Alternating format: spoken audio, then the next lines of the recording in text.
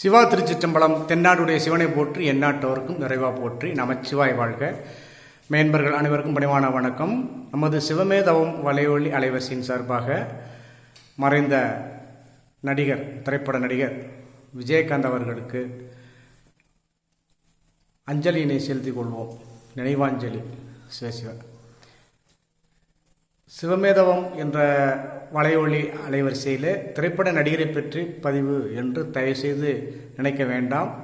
காரணம் என்னவெனில், இந்த திரைப்பட நடிகர் விஜயகாந்த் அவர்கள் ஒரு நல்ல நடிகர் என்பது மட்டுமின்றி நல்ல மனிதர்.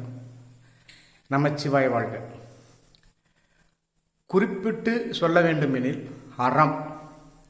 ஈசனுடைய 3 வாகனங்கள், 3 விதமான வாகனம். அந்த விடை அறவிடை, மால்விடை, நந்தி விடை. ஆக அறம், அறம் என்றால் அதிலே தர்மம், தானம் இதுவும் அடங்கும். நமச்சிவாய வாழ்க. தோன்றின் புகழோடு தோன்றுக.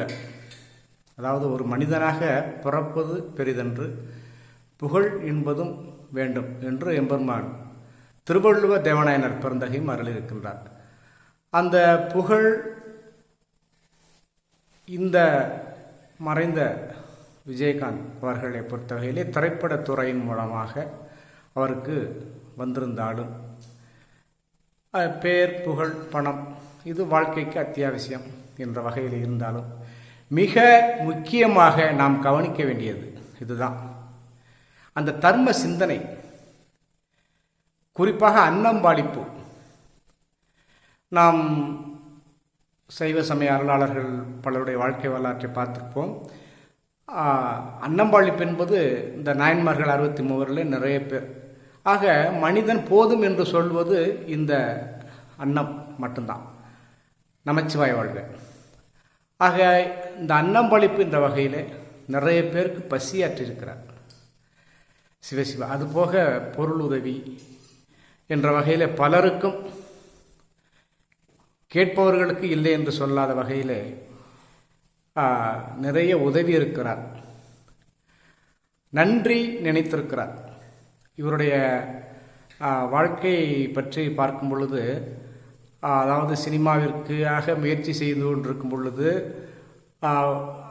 அப்பொழுதெல்லாம் இந்த வசதி வாய்ப்புகள் வராத சூழ்நிலையில் இவருக்கு உதவிய ஒரு மளிகை கடைக்காரருக்கு இவர் நல்லபடியாக திரைப்படத்திலே வருமானம், இந்த திரைப்படத்துறையின் மூலமாக புகழ் இப்படியெல்லாம் வரும் பொழுது அந்த உதவிய அந்த மளிகை கடைக்காரருக்கு நிறைய உதவி இருக்கிறார். அதுபோக நமச்சிவாய நிறைய செய்திருக்கிறார் சிவசிவா. நாம் இன்றைய இந்த சிந்தனையிலே அறச்சிந்தனை, அதாவது ஒரு திரைப்பட நடிகர் மேலும் ஒரு அரசியல்வாதி என்று பார்க்காமல் ஒரு மனிதன். ஏன்னா ஈசனுடைய படைப்பிலே 7 வகையான பிறப்பு, 4 வகையிலே விதையிலிருந்து தோன்றுவது, கிருமிகளிலிருந்து தோன்றுவது, கரு பையிலிருந்து தோன்றுவது, முட்டையிலிருந்து தோன்றுவது. இதில் 7 வகை பிறப்பு. இதில் மனித பிறப்பு என்பது மிகவும் மகத்தானது.